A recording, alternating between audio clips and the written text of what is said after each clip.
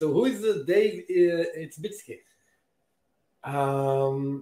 One of my favorite people, actually, just this guy I accidentally met when I was working in AWS, and he started the AWS Developer Podcast, and I got to know this amazing person, really, that has amazing passion for sharing stories, and it's always fun to speak to.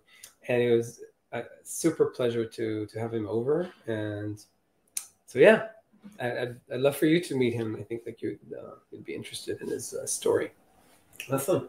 So without further ado, let's invite Dave to the Ringo Show. Hello. Hello. And let me wipe those tears away, Elad. Thank Don't you. wipe them. Don't wipe them. This is exactly the kind of material we're looking for. Yeah. I'm truly humbled to be here. I love everything that you're all doing, and any chance to just hang out and having a show like this is just awesome. So thank you. Thank you for having me today. Thank you, man. Yeah. So what would you like to know? Tell us a little bit about your story. Like when did you start programming? When you got interested in? Yeah. I should show you all, because you normally don't see this on the on any of my podcasts. But if I go like this, those are all Commodore computers over there. Okay. So it's a Amiga 2000, an Amiga 1000, and then off camera is a Commodore 64 128. So I mean, my story, being a little kid, it was right place, right time. You remember the 80s is like just the atmosphere of computers and the new, and I got that bug, and nobody in my family was that. I came from lower middle class. Everybody worked with their hands, lots of mechanics. My dad was a butcher. And they were like, what do you want? What's a computer? And I was like, we didn't have money for it. So, I started when I was 10, I did a paper route, and it took me, like a year to get enough for a Commodore. And so there was always like, this is mine, like this is my destiny, and my And first person in my family to go to college. I only was able to go to college because I got a scholarship. And so it's just been like, tech has always been, to me, it's changed my life, and it's changed the direction of my family. And I still feel like that little kid. I love that nothing's ever stagnant. Everything that we're building here today, in like 5 years, we're going to be like, wow, was that archaic? Like we had no idea what we were doing, and that's exciting for me. I always tell people, if you're the kind of person that you just love the new thing, when I was in high school, they used to say, is Bitsky burnout? Because I get really excited about something, but then the new thing would come, and I want to go work with that, So I was aiming to ask, and my story with computers is my father bought a computer, and then I got it. Your story is a little bit different. You were looking to buy a new computer. Did you see it with you? Was one of your friends, or was it just a shiny new thing? No, but you wanted to use. Yeah. Gosh, I think it was like seeing Tron. And just like all the other like TV shows and stuff. And I, growing up, I was always this, I don't know if you know Myers-Briggs, but I'm an INFJ. So I was always a very like deep thinker. And I also, without getting too personal, Elad knows this, but when I was 10, I was basically written off for debt. I had severe ketoacidosis, and it was basically I have juvenile diabetes, and I've had it for decades now. Okay. And so I always had this view of like, I'm not going to waste my time. Like life is precious, right? So when you have that combined with a thinker, it was like I escaped into that world, into computers and technology, and it was I think it's a way for me to have control and to build. And that's really where programming came. I mean, my first thing was like a choose your own adventure. I was writing to a tape drive on a Commodore, and I knew I wanted to do computers for a living. But back then it was so different. I mean, there was no web. I was learning assembly and Visual Basic. And so I went for computer engineering. And I was like, wow, I don't want to spend my life in a lab. I love talking to people. I love traveling. Like I look at technology as a way to make all of our lives better. And so I switched to computer science. And then I got this interest in economics and just how businesses worked. And there was a degree called information systems. So I actually, a lot of people think I have a CS degree, but I actually have a Bachelor of Arts in information systems. And that, again, it was just right time. I mean, you're talking about the internet was rising through all of this. And I was the webmaster, building my own websites, doing e-commerce. And so when I actually got a degree, so this is, and this is when I met my wife. So this is 97. I was going around and building websites and working as a Microsoft solutions provider, right? And just learning and seeing all these different companies and seeing how cultures work and different management styles. And when the .com bust came and I was about to become a dad, I was like, I need something stable. And so I wound up doing the whole 9-to-5 IT career. I worked for a large pharmaceutical company in New Jersey. And, was leading a software group, and we were building, enterprise software, and it was like on Windows machines, and we were deploying SMS packages and doing all of that. And I remember one day I'm like, I can't spend my life. I mean, bless them. There's still people I know who are there. To them was, they're not watching. Some of our best friends. Yeah, but I had this, right. I'm like, I'm that kind of person. I can't go to the same place every day, sit in the same cube, working on, Did you hear what Eyal was saying? He said, don't worry, they're not watching. Yeah, they might be. They're still into tech stuff. But I just, I felt it inside of me. I tell people this too, is like, if you're not standing in your purpose will move you. Like and that came across like I was sad. I was like, I got this good paying job. It's stable. And every day I would go to work and feel sad. And I'm like, it's because I want to learn and do cooler stuff. And I went to Microsoft.com/jobs, believe it or not. Ooh, and really? They got back to me. Yeah. And it was for something called Developer Evangelist. So this is like 2005. Is at the very early DevRel stage. It was just developer experience before that. I think Charlie Kindle had done some things at Microsoft, like out of the Windows Group early days. And there was Channel 9, the whole MSDN stuff was just starting. And I was like, I love this. I love talking about writing software. I love new technology and I love helping people. And so when I went in, it was actually one of the people from the Microsoft Consulting Services that I had brought in as a consultant on one of the software projects was the hiring manager. So you never know, people. And, it wasn't like any shortcuts. I still did 8 hours of interviews. And in fact, in the middle of the interview, they're like, oh, wow, Dave has all this health and life sciences experience. Let's have him interview for another developer evangelist role. So then I'd had to go through another 8 hours, and it wound up being vertical. Back then in early DevRel days, it hadn't really entered the startup world. It was very enterprise focused, and it was mostly you saw it at big companies. So there was, people I knew that were doing it over at IBM, people doing it at Microsoft. And basically the idea was if you could take industry experience, you'd understand how to develop solutions better, right? Which is you see it now, but Microsoft had both FinServ, so financial services, and health and life sciences. So I wound up going back to the company that I came from and teaching them about .NET and, helping get all that. I was a .NET beta. So it was 1.0 beta. So I was moving like Visual Basic 5 over to .NET. I was a user. Yeah. It was so much fun because you're literally seeing the tools getting built. And the MSDN discs, again, not everything online. So you would get discs. Yeah, no, of course. I remember the packages. It's kind of like Christmas every month. Oh, I was so excited. Yeah. And then I had my book, my Win32 API. So I could do comm calls out through that. And, so I got to watch that whole space evolve. Are you familiar with the MSDN subscription? No. Microsoft Developer Network. Think of it as like a search engine and Stack Overflow for that day, because none of that exists. And I remember Joel on Software when they first started Stack Overflow and like Me too. Yeah. You're talking about the sales. No, but the MSDN subscription was like a yeah. It was expensive too. It wasn't like it was pretty expensive. Like work paid for it. Yeah. a company would pay, and then you you know, get a yearly, and then every month or something, you would get a package of like 100 discs of like all Microsoft software, all versions, all betas, all. Oh, it was great. You could get early access to products. It's crazy. Yeah, but you have to realize there was no GitHub. So the source code is anything that you had written. And I used to like burn a CD of every piece of software I ever wrote that I could have with me to draw from.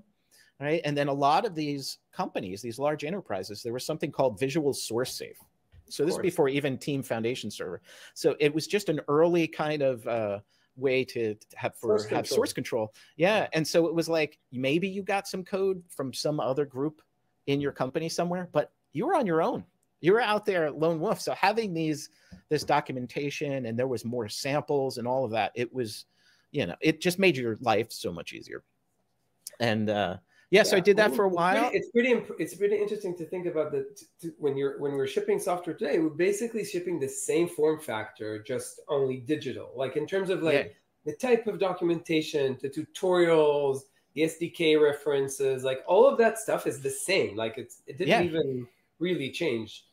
And so definitely Microsoft has been a leader, an absolute leader in developer tools and developer documentation. And I used to have. By the way, I was interviewed at Channel 9.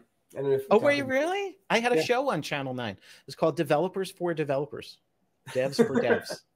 So we might have, you know, maybe you've interviewed me before in past life.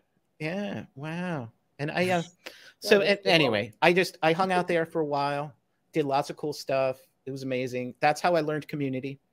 So they're like, hey, do you want to go to a user group? I was like, what's a user group? What's a code? Like, I had no idea, you know, and just seeing that the people helping people and people growing together, I fell in love with that part of it. And that's really, when Amazon came to hire me in 2013, it was to help launch the App Store, which was just on Android devices back then. We didn't even have the Fire tablets. So I had a career of launching products and developer services and a love of community. And so helping to build community around that and connecting service teams and making sure marketing and service teams aren't fighting. And we're all there to help each other. And so I got just this crazy ride of helping launch that. And then the Fire, the Kindle, the tablets, and then Fire TV, and then I helped launch Fire Phone, and then I was employee 1 for Alexa. So I went from like me to 2,000 people in a year, and I did a chief evangelist role for that for 6 years and loved every minute of it. And again, that is Bitsky burnout. I was like, I need to do something different. People have basically gotten NLU figured out, you know, and I'm like, there's a bunch of stuff going on. Amazon's a big company, and that's how I came to meet Elad. Was in developer tools, they were looking for a way to connect directly with community. And I'm like, this is great. Like, I love cloud. I had been doing a bunch with Lambda on the Alexa skills side. And I was like, I want to start over again. I want to do something new. And believe it or not, last week, that was 3 years. And it's 10 years at Amazon this month. So, and in a whirlwind, that's my career going through. But and I love it. I love everything going on now. Yeah, I think you're definitely in. This is, you know, anything like this. Yeah, I think we both share a lot of that kind of passion to software and computers and growing up with computers. I think all of us are roughly the same age, and I think it really resonates with me. Like everything that you said is like I can totally. I've been there, totally been there. So, and there's what really excites me now, because I get asked a lot about, starting a career in tech. And my oldest, she's going into her second year of college, and just thinking in terms of that. I don't know about you, but I've never felt as empowered now as a developer, as a creator, right? It's like between the cloud and now with generative AI, the ability to create things as a one person or just a couple people, it's even bigger than it was in the .com side. And I think we're going to see this explosion of ideas and productivity. I tell people today, I'm like, you're now as a developer, you're a manager of developers. your IC is all of your generative AI, right? And then you have the ability to scale out. I love messing around with creative tools. So like I'm always in Adobe Creative Cloud, right? And I've been messing around with the generative AI in Photoshop and things like that. But they've got this tool Firefly now. Like I basically have my own marketing team that I could create a video channel. It'll put it in the right format. I mean, we were talking about this off camera, but like what it used to take to create something like this, imagine doing a live broadcast and all, right? You could do it all yourself.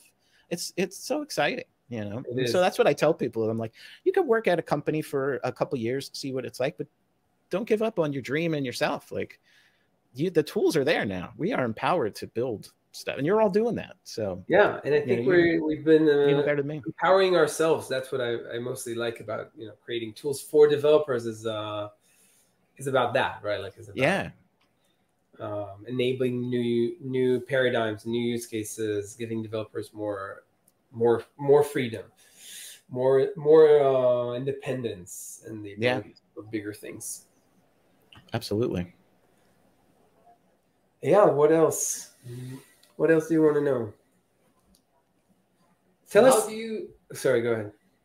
So, kind of from looking at Amazon, we have there's Kubernetes and serverless. How do you see those two things in today's kind of? I heard the serverless part. What was the other? Kubernetes. Oh, K8s and everything. Yeah, I mean, it's like what Elad is talking about. I mean, it's not going to solve every problem, but it's just, and we have stuff like Fargate and we have other services. And one of the areas where I am in now is I'm actually in developer experience. So I'm in the product org. Interesting. And so it's what I find, obviously I can't, talk about anything that's coming, although reInvent is going to be happening again this year, but it's a lot of what's been talked about is because I always look at serverless as developer productivity, right? And cost of ownership. Yeah. And not having to own every little piece of that infrastructure, and I think a lot of the discussions, if I had to put it in generalized terms, is low code, no code, productivity. How does that all fit? And, you'll see things like, Bedrock and everything with these foundation models. You're seeing a managed service in AWS to make what before you actually had to go ahead and build these models. I mean, some of them you could do on your laptop, right? But you want to do it, especially if it has your company's data, you want to put it in a secure manner, and you want the ability to scale up. And so to me, it's not like there's no servers, it's somebody else's servers, but it's the empowering, it's the ability to just scale up with these things. So I love Kubernetes. I love anything that can just ship my box, and that has problems in and of itself too. But I think it's all about developer productivity there. And imagine, I'm not saying anything here, I'm just painting a little picture, but imagine these tools being used by AI itself. Yeah. Why do I even, as a developer, even have to worry about serverless and Kubernetes? Why can't the AI figure out what it needs in that and start doing that on my behalf too? And we're going to start heading into that, because once you have things that can scale out and they're manageable, right? Then you have the ability to start sprinkling AI in here to do things on my behalf. And we've got this tool, Code Whisperer, where I can, in natural language, this is how I taught myself Rust. I was like, I just created choose your own adventure game, right? And you could see behind the Dungeons and Dragons, right? And so I'm like, and do ANSI graphics. I don't know if you remember ANSI graphics from like BBS days. ANSI graphics, like VT100 terminals. Yeah, like terminal graphics.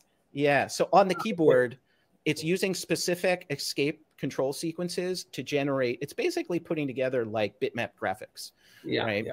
And I was like, generate a dragon and do it. And so it did. And then I'm like, okay, I want this to be in a file. So I'm thinking in terms of like pseudocode. And then I would see the file IO inside of Rust. And then I'm like, okay, now I want this in an S3 bucket, right? It'll do that for you. And, you're moving, you can tab through different code snippets. And so that's super empowering too, is just moving through prototype. But you all know, like what you're doing with Winglang, it's so powerful with that too, just that productivity of pulling things together. But that's where I see it's just a Dave thing, but this is where I see that coming through, is the AI is seeping into those pieces that I still have to do. Because even if you think about serverless, I still have to understand the AWS console. Yeah. But I think there's going to be people building stuff that have no idea the AWS console looks like. It's happening on their behalf, you know. Yeah. And I think that's. I have a exciting. personal observation. I mean, kind of a retrospective observation. The minute you say low code, no code, you got like something with me. The developer in me, the guy who likes to code, who finds the passion in this, kind of gets shut down. It's crazy. I don't know. It's true. Is it it's something true. are you guys feeling the same? I feel like Dave, you're not feeling it. Well, no, I'm not. There's no judgment here. He's feeling Tell me about your mother. Tell me about your childhood. So it's like, where's that coming from? Like, to me, when I hear that, it means I don't have to write the code to go do the file IO. I don't look at it as it's going to take away my ability to write the code that I want. Yeah. And let me add another observation. Another observation on the same kind of line. And I think we've been seeing this, actually. We've been talking to tons of people in the industry, and we've been like, I think definitely the Wing, the approach we have with Wing is aligned with what you were saying, right? Like, I basically want to define my infrastructure. I want to work at a higher level. It doesn't really matter if I'm running on serverless, if I'm running on containers. And something that I've seen, and actually pointed out by someone else as well, is that, first of all, you can't find companies that don't use Kubernetes. Yeah. I mean, it's an important, like, at least for us as a startup, it's something important to understand, right? Like, AWS may have the ability to ignore that fact, but it's literally everywhere. And when you talk to the folks that are using Kubernetes, there is a sense of the decision to use Kubernetes is not rational. Is not really based on merit. It's not based on the capabilities of Kubernetes that they actually need from Kubernetes. Right. And I'm going to do like this. Okay. Or maybe is it more of a developer moving up through the org too? I think we've seen waves like that where developers are the ones that brought in the tech. So, it's like, I'm going to absolutely use this, and then, because that's the way it was during the internet boom. It's harder and harder, I think. In cloud, when there is a platform team, when there's a platform organization, they have a lot of responsibility on, like, the getting the application to get to the cloud, getting the application to get to production. Yeah. And they definitely have a lot of say in whether they're using Kubernetes or not, for example. That's a weird decision. Like, I think we're at the point, there's kind of like this point where people make this decision because that's what everybody's doing, right? Like, and that's a dangerous architectural constraint, right? Yeah. Oh, I love it. I see the comments coming in too. I love it. And I agree. We need to rename it. Like, low code, no code. Let's make it like I don't know. High code. High code. It's got to be something empowering as a developer and highlighting. So it's got to be like statement, right? It's the if statement is eventually it's a level of abstraction. I mean, it's there's a branch, something. Why don't we just call it fun code? So I mean, that's basically what it's doing for me. Inside my code. Meta code. It's a meta code could be because you're not really writing code. You're basically describing something at the meta level, and the AI is. But I think that there's a point. The common pattern in what Eyal said and what I said about Kubernetes and what Eyal said about programming and coding is that there is also a craftsmanship aspect. Of course. And I think Kubernetes people they basically became like Kubernetes craftsmen, and they have a lot of pride in, like, their craft, which I super appreciate, by the way. Yeah. And I think developers are the same. Developers are also craftsmen, right? And when you tell them you're not gonna write code anymore, like, the code is their craft, right? Like, that's how they express their art, their creation, right? Yeah. And I think that's the disconnect. Like, there's a disconnect here between, like, our desire to go to higher level abstractions, right, and the crafts that are involved in, like, helping us do that today. Yeah. And plus, you do something, you put enough time in and you love it, you learn, and you've been burned enough times. Yeah.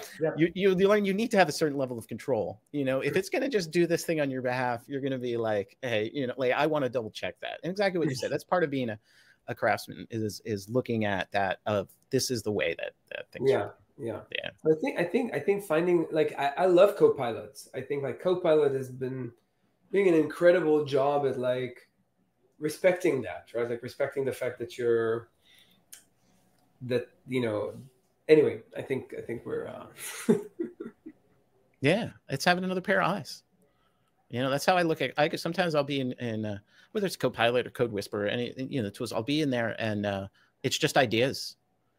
I'm just arrowing through the different ideas. It's almost like a sketch pad in code. Did you ever do that? Like I used to do back when I was coding every day. I mean, now it's, you know, hello world, but I used to do coding warm-ups in the morning just to get the, yeah. So I don't know so it's basically what I would do is every morning, you know, right before even I check my email, I would code for 15 minutes, and it could be anything. I'd be like, I'm just going to write a loop today.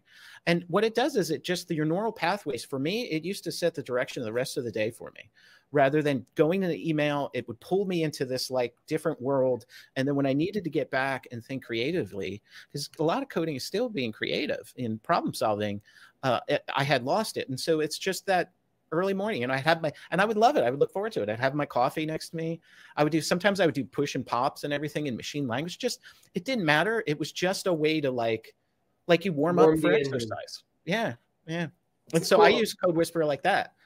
Now it's almost like a learning tool for me too. It's like, I want to see if I can figure this out. Right. And then it's like, you have the answers there too. Awesome. So did you learn about Rust's ownership model through Code Whisperer? I had Tim on. Tim's episode is absolutely worth checking out, McNamara. And he has his own company now for Rust, and it's one of the top listened to episodes. And he kind of is the one that got me excited about that. And he went over the whole thing of the history of the language and why people sometimes are turned off by the language, because it is a language that does not allow you to get away with things ahead of time. You know, so especially like when you're just starting out. Like I was always taught. I'll just give you a quick example, so we don't run out of time. But I was always taught anytime you did I/O, it had to be in a try-catch block, right? But you could still write a program without that, and Rust isn't going to allow you. It's going to make it's helping you. So it's forcing you to code in a way that there will be less errors. So it's a lot more discipline. I don't want to say overbearing. Discipline. Yes, I love that word. Yes. And so you're putting in more effort up front, but you're less pain, you know, observability wise, long term. So. I actually had an interesting thought about, like, I don't remember. I saw probably a TikTok or something about game development. And how games, like, what's the right way to develop, like, to create an engaging game. And they explained that you need to make the player fail. Like, it has to be hard. Like, they have to fail a few times before they're able to, like, move on. Like, they have to have that. And I feel like Rust is designed exactly like that, right? Like, you're like constant, because there's, like, a lot of reward in, like, achieving something that you failed, that you've already failed, right? Like, you failed a few times. And I feel like that has been my experience with Rust. Totally true. And I think, like, that's why also it's kind of like there's some addictive component there, which is like, you know, you get this reward of, like, oh, cool, I managed to match all my lifetime annotations, and they're now working. There's, like, this dopamine rush that you get. A lot of that anabolic, a lot of the human-based reward systems, dopamine included, without any effort, you won't get the reward. Exactly. And, you know, and that's what I think, but it's one of the, not to sound like putting my dad, hat on, but a lot of the problems today with all these quick hit dopamine fixes, and not feeling that joy of overcoming something is just a basic human need to actually have that, you know? So I'll tell my kids, like, you know, if they've been on social media all day, it'll be like, you know, you need to go do something hard now instead of scrolling. How many kids do you have? So I have 2 girls. My oldest is going into her second year of college, and my youngest is just starting second year of high school. Oh my God. You're the nirvana of parenting at this point. Yeah, it's so like I miss them, you know, because it's like at this stage, they have their own friends, they're out doing their own things. And so like I'm always trying to give them reasons to come back. So I'll be like, hey, I can, why don't we talk about this? Why don't you come, you know, because I'll see my oldest only, you know, once or twice a week because she's got a job too and she's all doing things. So I'm like, oh, come here and I'll explain how this works and I'll feed you and I'll do, you know. I'll feed you. Yeah. Yeah. I'm in the phase that when you said I miss them, the first thing I said, what does he mean?